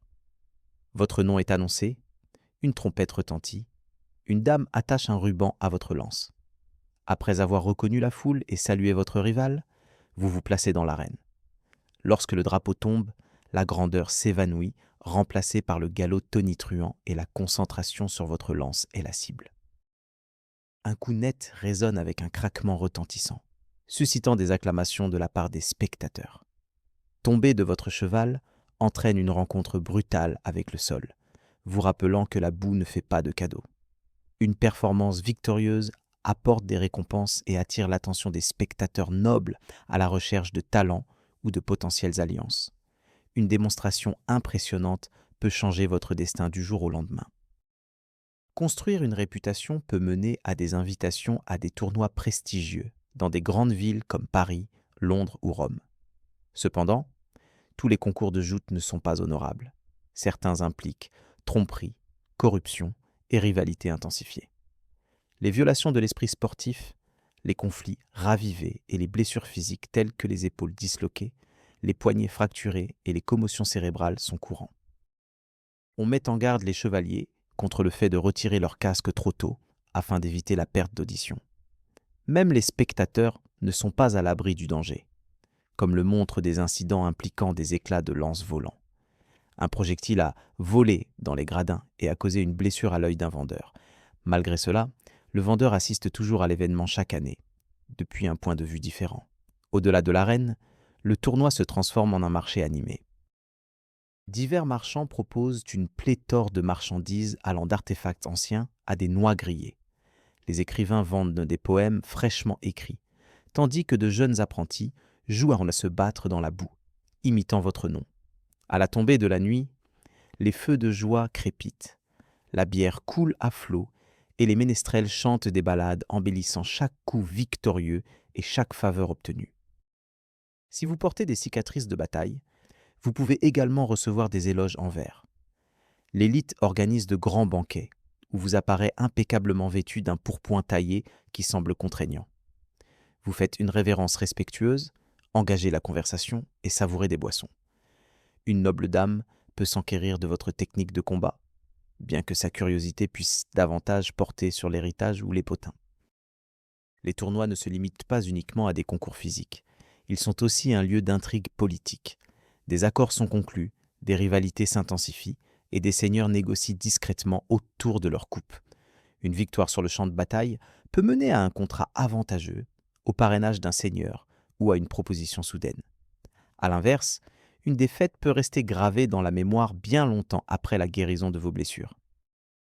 Malgré leur splendeur, les tournois ont un coût élevé. Les frais d'inscription, l'entretien de l'armure, le soin des chevaux, l'hébergement et les pots de vin contribuent tous aux dépenses. Une mauvaise gestion des fonds peut vous laisser financièrement pire qu'avant. Certains chevaliers recourent à emprunter de l'argent ou à vendre des terres, tandis que quelques-uns peuvent se livrer à des pratiques non éthiques comme le jeu ou la manipulation de matchs. Néanmoins, l'attrait du tournoi vous attire sans cesse en raison de l'excitation et de la reconnaissance qu'il procure. La foule se souvient de votre nom, et une victoire triomphale au tournoi peut surpasser l'impact de 5 années passées en service à la frontière. Cela élève votre statut, annonce votre présence et augmente votre visibilité dans une société où l'influence dépend de la perception. Participer à des tournois est une expérience transformatrice. Prendre part à des combats, endurer des blessures, montrer du respect et célébrer des victoires font partie intégrante de cet environnement unique.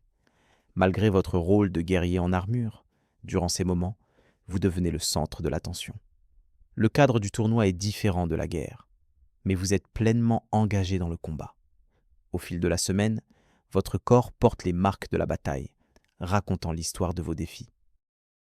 Votre assistant travaille assidûment à réparer votre équipement, pendant que vous soulagez la douleur et affichez un visage courageux. Les blessures visibles deviennent des sujets de conversation et renforcent votre mystique. L'appréhension avant chaque combat et la peur de l'inconnu sont des émotions que vous réprimez et cachez derrière votre extérieur dur. La peur est un sentiment partagé parmi les participants, mais l'admettre est rare. Les tournois réussis apportent des récompenses, de la reconnaissance et de futures invitations, tandis que les déceptions vous laissent réfléchir à vos pertes et à l'effort nécessaire pour regagner votre réputation.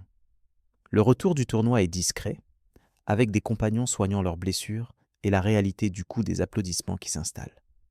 Malgré l'usure physique, il est inévitable de reprendre vos responsabilités quotidiennes en tant que soldat ou noble.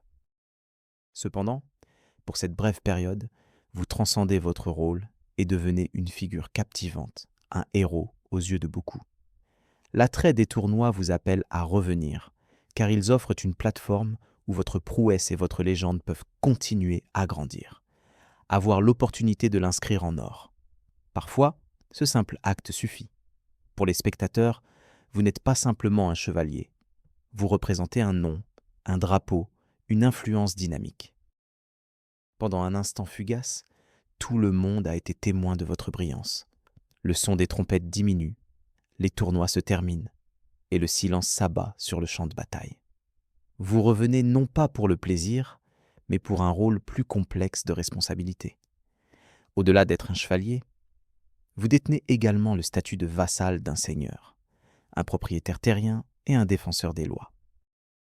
Que votre juridiction soit étendue ou limitée, elle exige autant de dévouement que n'importe quel combat ou confrontation. Votre domaine, un mélange de chaumières, de pâturages et d'habitants résolus, vous étant accordé en signe de gratitude pour votre service, comporte une multitude de devoirs envers ceux qui y vivent.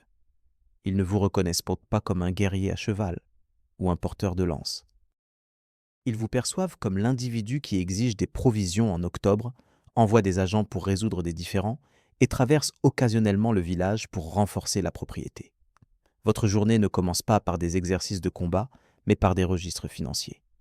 Votre superviseur récite des chiffres, quantité récoltée, taxes reçues, dettes impayées. Vous faites semblant de comprendre, bien que souvent seulement partiellement. Des problèmes persistent, un cochon manquant, une récolte ratée, une dette impayée due à une personne décédée. La solution consiste généralement en des démarches administratives supplémentaires et moins de bétail. Par la suite, les pétitionnaires arrivent. Des paysans se rassemblent chez vous pour exprimer leurs griefs. Accusations de vol, disputes concernant des cultures endommagées, altercations entre leurs enfants. Assis sous une bannière portant vos armoiries, vous écoutez avec la fatigue d'un homme habitué à l'adversité, ayant affronté des flèches et de nombreux autres défis. Vous préféreriez que la justice soit rapide ou du moins bruyante. Vous hochez la tête en signe d'accord. Vous infligez des amendes et envoyez des hommes vérifier les clôtures. Les villageois sortent, la plupart du temps satisfaits. Vous espérez. Les disputes entre paysans sont gérables. La situation empire lorsque des conflits éclatent entre vos soldats. Lorsque des écuyers armés se disputent au sujet des limites ou du bétail, les épées s'entrechoquent. Vous devez intervenir non pas en tant que chevalier, mais en tant que leur maître, ferme, impartial, une figure d'autorité. Il est difficile de montrer de la fermeté sans alimenter les tempéraments. La plupart du temps, vous gérez cela habilement. Vous percevez également des taxes, récoltes, laine, argent ou marchandises. Ils sont comptés, stockés et envoyés en haut de la hiérarchie à votre seigneur. Une partie est utilisée pour payer vos soldats et entretenir votre ménage. Certaines semblent disparaître entre les mains des clercs sans jamais être retrouvées. Vous soupçonnez qu'une portion va à la cave du évêque ou finance la dernière passion de votre seigneur, mais remettre en question le système économique féodal revient à remettre en question une loi fondamentale de la nature. Vous hésitez, signez et envoyez la charrette à bœufs. Des inspections ont lieu. Vous possédez des champs, avançant lentement le long des rangées d'orge et de lin. Vous parlez au prévôt, le surveillant du village, qui vous informe des pénuries de main-d'œuvre et du mécontentement croissant.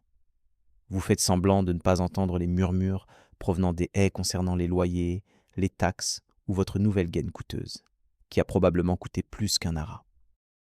Vous souriez, acquiescez d'un signe de tête, et continuez votre chemin. Le respect se maintient davantage par la distance que par l'affection. Votre hall doit être approvisionné et protégé, votre garnison entraînée, vos murs réparés et votre intendant rappelé de l'odeur étrange dans la cave à grains. Vous supervise le forgeron, le tonnelier et le boulanger. Vous approuvez les réparations du moulin, organisez le bois d'hiver et organisez un festin mensuel pour les locataires locaux afin de maintenir le respect. Maintenir la façade d'un bonheur universel et de loyauté réciproque est votre responsabilité. Vous supervisez les mariages, bénissez les contrats d'apprentissage et administrez occasionnellement des punitions, comme couper les doigts des voleurs ou imposer des amendes ou du travail aux braconniers. Bien qu'il y ait des gibets, ils servent plus de symboles que de véritables lieux d'exécution. Cependant, ils rappellent au village les conséquences de l'oubli de la loi. L'Église joue un rôle important dans votre domaine. Un prêtre s'occupe de votre domaine et vous soutenez l'entretien de la chapelle pour éviter d'être mentionné dans un sermon. Vous assistez à la messe, confessez vos péchés à contre-cœur et faites des dons qui compensent commodément vos récentes fautes. Il est plus facile de montrer sa dévotion par des contributions financières que par des actions. Gérer votre foyer est une autre tâche. Vos serviteurs alternent entre loyauté, incompétence et petite désobéissance. La cuisinière se plaint de la qualité des fleurs. Le palefrenier râle à propos des livraisons de foin retardées. Et une femme de chambre se lie d'amitié avec un chevalier en visite, ce qui vous pousse à fermer les yeux, à moins que cela ne mène à un problème ou à des ragots.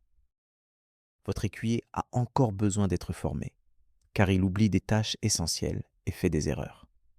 Malgré ses réprimandes et vos menaces de le renvoyer, vous louez finalement ses efforts, ce qui est tout ce qu'il souhaite. Si vous avez une épouse, elle supervise sa partie du domaine, gérant les cuisines, dirigeant le personnel et tenant les registres. Elle est aussi redoutable qu'une épée et vous rappelle les affaires en suspens, comme les loyers dus ou les lettres à envoyer. Vous avez appris à suivre ses conseils et à ne jamais suggérer qu'elle organise le prochain festin. Pendant un débat de 3 jours sur la literie, vous vous retrouvez à jouer à la fois le rôle d'un arbitre réticent et celui d'un pétitionnaire peu enthousiaste en temps de famine. Vous implorez votre Seigneur pour obtenir de l'aide tout en rationnant soigneusement vos ressources limitées. Comprenant qu'un peuple affamé affaiblit le royaume, vous apportez un soutien juste suffisant pour prévenir les troubles et assurer la poursuite du travail.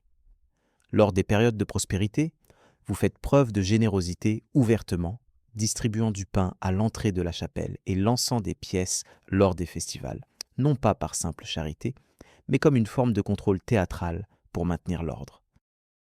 Les paysans vous appellent « Monseigneur », mais il n'est pas clair si leur perception est ancrée dans l'admiration, l'animosité ou l'acceptation, probablement une combinaison complexe des 3 sentiments. En observant leur déférence et leurs critiques subtiles, vous passez devant eux lourdement armés, incarnant leur protecteur, leur collecteur d'impôts, leur juge et parfois leur punisseur. Accueillir des chevaliers ou des nobles inférieurs en visite implique une danse délicate. Montrer de l'aisance sans extravagance, du pouvoir sans intimidation, car une erreur pourrait être perçue comme de la désobéissance ou une offense. En équilibrant politesse, grandeur et performance, vous naviguez avec prudence et habileté dans ces interactions, tout en savourant les rares moments de solitude, comme les promenades matinales à travers des champs couverts de rosée ou le partage d'un verre avec votre sergent d'armes vétéran, en reconnaissant le poids de l'âge sur vos corps. En tant que souverain de votre domaine, vous êtes à la fois maître et prisonnier. S'aventurer loin comporte des risques, avec la menace d'attaques de bandits, de récoltes gâchées ou de disputes familiales. Même une brève visite au tribunal peut donner l'impression de négliger un enfant. À votre retour, il y a toujours quelque chose de cassé, que ce soit une porte, un accord, une frontière ou une dispute. Pourtant, il y a un sentiment de fierté, non pas dans l'autorité, mais dans le maintien de l'ordre. Vous soutenez la communauté en réglant des conflits, en assistant à des cérémonies et en veillant à ce que tout se passe bien. Vous êtes profondément lié au rythme de la terre, une facette différente de la chevalerie, axée sur la gouvernance plutôt que sur la gloire ou la violence. Bien que vos victoires ne soient pas célébrées comme dans les contes, vous comprenez que votre héritage réside dans la préservation de votre terre, de votre peuple et de la paix fragile que vous maintenez chaque jour. Au milieu des halls silencieux et des épées rangées, vous faites face à la réalité moins glamour de la vie personnelle d'un noble, où le repos est difficile à trouver et le vrai confort rare. Le sommeil est une denrée précieuse qui demande négociation. Et votre lit est une structure simple, remplie de matériaux basiques, dépourvue de l'opulence des époques plus tardives. De légers parfums de poussière et de fatigue vous accueillent lorsque vous passez du temps dans cet endroit, que ce soit en compagnie d'un conjoint, seul, ou avec votre armure qui sèche à proximité, produisant un doux tic-tac en refroidissant. Votre sommeil n'est pas continu tout au long de la nuit. Au lieu de cela, il est fragmenté en intervalles interrompus par des prières, des patrouilles et de vieilles blessures qui font plus mal à mesure que le feu faiblit. Parfois, tu es appelé à résoudre des conflits dans la caserne. D'autres nuits, tu restes éveillé, repensant à un tournoi mal tourné ou remettant en question l'honnêteté du steward concernant les approvisionnements en grains. Cependant, tout n'est pas sombre. La joie et une chaleur sans feu remplissent aussi cet espace. Cette salle n'est pas seulement une salle d'audience.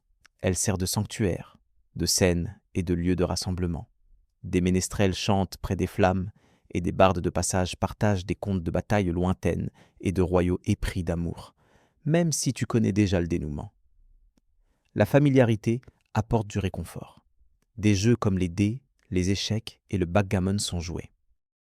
Parfois, tu contours discrètement les règles ou acceptes gracieusement la défaite, en blâmant l'éclairage, l'alcool ou l'angle de la table. Vos compagnons gémissent, ricanent et remplissent à nouveau votre vin. Les festins ici sont des événements animés, manquant de la grandeur des banquets royaux, mais riches en bruit, viande rôtie, bière renversée, rires qui résonnent à travers les poutres et herbes sèches sur le sol. Assis à la table d'honneur, non loin du centre, vous levez votre verre avec vos hommes, portez un toast à votre écuyer et jetez des morceaux aux chiens sous le banc. Des jongleurs ou des bouffons peuvent divertir les invités, avec leurs blagues souvent à peine voilées d'insultes à l'encontre du clergé local ou des nobles en visite. Vous riez bruyamment pour souligner votre amusement aux visiteurs. En effet, vous possédez un sens de l'humour. C'est une entité délicate soutenue par du porc rôti et du pain rassis. Parfois, les nuits sont plus tranquilles. Un serviteur gratte la lutte pendant que votre épouse, fredonnant une mélodie dont elle se souvient vaguement, brode. Vous vous laissez aller dans le fauteuil près de la cheminée, ne vous réveillant que lorsque les bûches se désagrègent en une pluie d'étincelles. Il y a un moment de silence avant que votre ménage ne se retire tôt. Les servants se lèvent avant l'aube, disparaissant rapidement. Votre écuyer reste un instant, cherchant une approbation, des conseils, ou simplement retardant son retour au tapis de paille près de l'armurerie. Vous lui adressez un adieu aimable. Il mérite du repos, même si vous ne le faites pas. Les promenades nocturnes dans le domaine sont de vieilles habitudes de vos jours dans l'armée. Vous vérifiez les serrures, regardez dans l'ombre, et vous efforcez de repérer tout signe de trouble. Vous ne vous attendez pas à trouver quoi que ce soit, mais parfois, il faut bouger, sentir le sol sous vos bottes, et vous rassurer en vous disant que vous êtes toujours là, que le feu brûle encore, et que les murs vous appartiennent toujours. Le sommeil est insaisissable pendant les tempêtes. Le vent hurle et les poutres craquent. Les souvenirs des nuits passées dans le champ, protégés seulement par une cape et le dos d'un cheval, refont surface. Tu te rappelles que c'est une amélioration. Tu y crois presque. La vie personnelle implique des pensées privées, qui sont plus difficiles à contrôler que les champs ou les écuyers.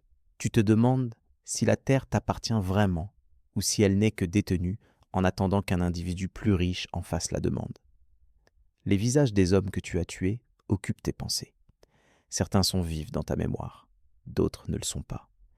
Tu pensais à ton père et te demandes s'il a ressenti le même conflit entre devoir et incertitude. Lors de nuits meilleures, tu essaies d'écrire. Tu inscris des figures sur du parchemin, notant des dépenses ou rédigeant des documents officiels. Parfois, vous notez des rappels pour vos voisins propriétaires terriens. Parfois, vous vous adonnez à la poésie que votre intendant loue malgré sa mauvaise qualité. Votre épouse cache discrètement les pires vers avant que les invités ne tombent dessus. Une fois que les visiteurs arrivent, votre vie personnelle s'efface en arrière-plan. Tout devient un spectacle. La salle est rangée, le meilleur vin est présenté. Vous riez à la même blague 2 fois et supportez des récits de faucons majestueux et de chevaux rapides qui ont surpassé ceux de votre écurie. Vous hochez la tête, faites des compliments et endurez tout cela. Pourtant, une fois qu'ils sont partis, lorsque les portes se ferment et que le bruit de leurs bottes s'éloigne, vous savourez un luxe rare. Le silence. Niché près du feu, une tasse refroidie à la main, vous embrassez la quiétude. Sans bataille, à planifier ni taxe à collecter, tu te réjouis du crépitement du bois et du son de ta respiration dans l'obscurité. Ton corps porte les marques de nombreuses escarmouches, un claquement à l'épaule par froid, des côtes douloureuses sous la pluie, un doigt cassé lors d'un tournoi à Kent, une cicatrice sur la cuisse d'un affrontement à la frontière. Ces douleurs sont tes compagnons constants, accueillis comme de vieux amis. En évitant de te plaindre, tu reconnais que chacun ressent de l'inconfort. Un jour, Le page te demande comment tu dors. Tu réponds avec un sourire, lui assurant que tu te reposes bien parfois, surtout lorsque le feu faiblit et que les chiens cessent de ronfler. C'est un mensonge blanc, dit avec bonté. Au milieu de rêves vifs, étranges et récurrents, tu te retrouves dans diverses situations, combattant sans épée, errant dans les couloirs délabrés de ta demeure d'enfance où personne ne te reconnaît. Une fois, tu as rêvé de t'envoler au-dessus des champs, des rivières et même de ton manoir, te réveillant avec un sourire pour la première fois depuis longtemps. Chaque instant n'est pas grandiose. En fait, la plupart ne le sont pas. Des traces de boue dans le couloir, une planche du plancher qui se déchausse sous votre botte, un seau renversé, un pain brûlé, une toux dans la nuit qui vous réveille et vous fait faire une pause pour écouter jusqu'à ce qu'elle s'éteigne. Ce sont les minuties de la vie quotidienne. Elles occupent les instants entre le maniement des épées et la forge du métal. Lors des festivités, les affaires personnelles se mêlent à la sphère publique. Il y a comme une sorte de danse. Vous observez plus que vous ne participez, parfois entraîné dans un cercle, applaudissant au rythme d'une vieille chanson. Vos mouvements sont maladroits, suscitant le rire de votre épouse, même les serviteurs sourient brièvement. Vous offrez des cadeaux, du pain, du fromage, parfois des pièces de monnaie. Les enfants jouent pendant la cour, tandis que les aînés se prélassent au soleil, feignant d'ignorer leurs genoux douloureux. Pendant un après-midi, il y a un répit des taxes, des jugements et des obligations. Vous n'observez pas en tant que noble ou chevalier, mais simplement en tant qu'humain, silencieusement reconnaissant. Votre chien fidèle repose sa tête sur votre bottine. Vous caressez sa tête et détendez vos épaules. La fatigue vous enveloppe, une fatigue différente de celle du combat, une lassitude profonde née du poids que vous portez, celui des personnes, d'un lieu, d'un but. Pourtant, vous persistez, trouvant une tranquillité particulière dans l'harmonie entre vos responsabilités. Il ne s'agit pas de confort ou de facilité, mais plutôt d'une apparence de but. C'est cela, l'existence voilée d'un chevalier, un royaume plus complexe à naviguer que la guerre. Si les annales peuvent raconter vos conquêtes et victoires, ce sont les heures silencieuses, les mélodies à moitié oubliées, les lettres non envoyées, le calme d'une salle endormie qui capte véritablement votre essence. Vous accueillez l'aube, vos articulations douloureuses, le froid qui s'insinue. Le steward vous salue désormais d'un signe de tête qui semble porter une signification plus profonde. Le page, qui était plus bavard par le passé, suit maintenant en silence. Au début, rien ne semble hors de l'ordinaire jusqu'à ce que vous sortiez et perceviez un léger changement dans l'atmosphère. Ce n'est pas l'air ou la météo qui ont changé, mais plutôt le rythme sous-jacent du monde lui-même. Il y a moins de sabots sur la route et moins de mains levées en signe de salutation. Bien que les bannières soient toujours présentes, elles pendent plus bas qu'auparavant. Votre rôle, autrefois crucial, paraît désormais plus cérémonial. Malgré le fait que vous continuez à chevaucher, à porter une armure et à entraîner de jeunes recrues pleines d'enthousiasme, leur attention se tourne désormais vers des ingénieurs développant des machines étranges ou des capitaines instruisant des troupes avec des pics et de la poudre à canon. L'avenir ne repose plus sur des chevaux de guerre. Voir le mousquet tiré pour la première fois évoque un sentiment d'erreur, dépourvu de l'élégance et de la noblesse de la guerre traditionnelle. En l'observant depuis une colline, entouré de vos hommes, vous restez silencieux. Par la suite, vous nettoyez votre épée par habitude ou peut-être par défi. Le Seigneur, qui autrefois vous sollicitait pour chaque conflit frontalier, ne tend la main qu'en hiver, cherchant des statistiques sur les récoltes, des registres fiscaux et des mises à jour sur les mouvements des tenants. Les batailles ont toujours lieu, mais elles sont orchestrées par des stratèges munis de cartes, et non par des guerriers. Votre présence est devenue davantage un geste de coutume. Les rassemblements de grands chevaliers à la cour se font moins fréquents, et les noms autrefois célèbres de vos années de page disparaissent peu à peu des conversations. Les chevaliers restants arrivent plus lentement, leur héraldique s'efface. Des hochements de tête silencieux remplacent les conversations, car personne n'ose verbaliser ce qui est tacitement connu. Votre armure polie prend désormais la poussière entre ses utilisations occasionnelles. le page continue à huiler l'armure avec diligence, non par nécessité, mais par profond respect.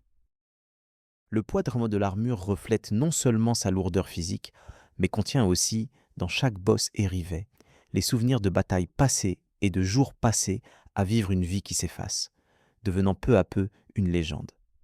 De temps en temps, vous la portez encore lors d'occasions officielles et de parades.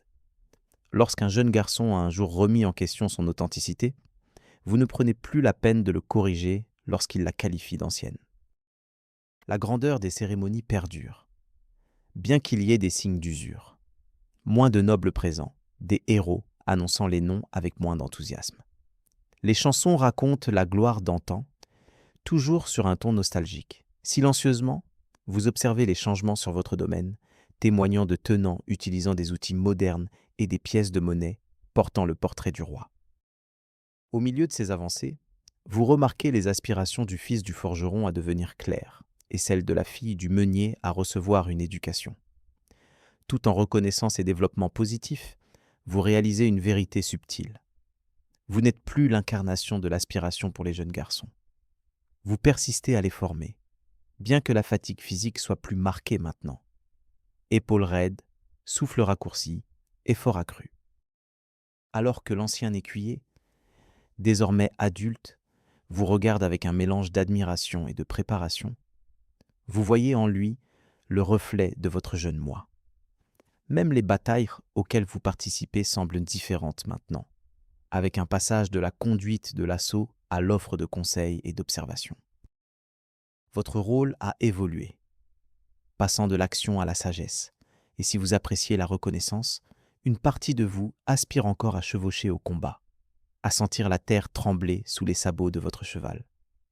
Vous réalisez maintenant que l'ère des charges nocturnes touche à sa fin, non pas avec un bang, mais avec une disparition progressive. La poudre à canon et les formations ne respectent ni la lignée ni l'honneur. Les charges nocturnes autrefois honorées et redoutées sont devenues vulnérables au feu de canon et de mousquets. Vous en avez été témoin de première main, avez compté les tombées et avez du mal à l'accepter. Chaque époque doit finir par s'achever, comme l'ont compris les Romains avec leurs routes ou les empereurs avec leurs noms, qui ne subsistent que dans la pierre réutilisée à des fins pratiques. Malgré cette compréhension du cycle, une tristesse persiste, discrète mais tenace. Vous la ressentez lorsque votre épée n'évoque plus l'admiration et que votre bannière est remarquée pour sa longévité plutôt que pour ses victoires. La perte est profonde lorsque votre cheval de guerre est remplacé par une mule jugée plus pratique par le palefrenier. En réfléchissant à votre chance d'avoir survécu et d'avoir connu les sommets et les creux de votre époque, d'avoir acquis des terres, une réputation et une place à la table prestigieuse, vous trouvez du réconfort à rentrer chez vous, alors que beaucoup d'autres ne l'ont pas fait. Parfois, vous parcourez le long chemin qui passe devant l'ancien champ de bataille, désormais transformé en une ferme paisible. Vous vous arrêtez et vous vous promenez dans le bosquet où se tenaient autrefois des archers et sur la crête où se rassemblèrent les cavaliers, en vous remémorant ces moments alors que vos bottes s'enfoncent dans le sol souple. Une pierre tombale usée et de travers se dresse, portant des noms oubliés qui restent vifs dans votre mémoire. La nuit, les rêves deviennent plus fréquents, pas seulement des cauchemars, mais aussi de touchantes réminiscences de moments passés que vous pensiez enterrer, une lance qui se brise, le rire d'un camarade, la teinte exacte du ciel. Bien haut, au-dessus d'un champ étranger, vous vous réveillez en ayant froid, vous demandant pourquoi vos souvenirs semblent plus nets que votre épée. De nos jours, vous écrivez davantage, non pas pour donner des ordres ou préparer des rapports, mais pour plonger dans des réflexions. Votre but est de capturer l'essence de ce que signifiait vraiment être un chevalier. Le poids de l'armure à l'aube, l'anticipation avant un tournoi, l'odeur du champ après la pluie. Vous souhaitez documenter ces expériences de manière authentique, pas seulement comme des légendes. Le destinataire de vos écrits reste incertain. Peut-être une découverte future, par un jeune garçon fouillant dans un coffre, ou peut-être pour personne en particulier. Malgré la diminution des jours de votre époque, des visiteurs viennent encore chercher des réponses. Était-ce glorieux? Était-ce honorable? Vos réponses sont mesurées équilibrant les moments glorieux avec les dures réalités des aspects froids, bruyants et solitaires de la chevalerie. Vous insistez sur le fait que être chevalier consistait avant tout à servir un seigneur, une terre, un idéal, évoquant parfois un sentiment de quelque chose qui dépasse soi-même lorsque les vents murmuraient juste comme il faut. Maintenant appuyé sur une canne, votre ancien écuyer, devenu un homme adulte, marche à vos côtés avec un regard d'inquiétude qu'il tente de dissimuler. Il vous salue en vous appelant monsieur, un geste que vous continuez à lui permettre, le reconnaissant comme un acte simple mais porteur de sens. Lui remettre votre épée un soir ne possède pas la solennité d'une cérémonie, mais cela en dit long dans le silence. Ses yeux s'écarquillent lorsqu'il accepte l'épée à deux mains, sans besoin d'exprimer sa gratitude en paroles. Peu à peu, alors que vous vous faites discret, les échos de votre passé résonnent. Les couloirs deviennent silencieux, le feu faiblit, vos obligations diminuent. La vie continue, les gens poursuivent leur travail, et dans la tranquillité entre les saisons, une apparence de paix s'installe en vous. Tandis que les bars chantent des créatures mythiques et des pierres précieuses, et que les artistes immortalisent l'armure brillante et les exploits illustres, ton cœur reste attaché aux souvenirs simples des matins glacés, des sourires de travers, des rires partagés et de l'odeur terreuse des chevaux mouillés. La saveur de la bière bon marché était synonyme d'être chevalier, cela suffisait.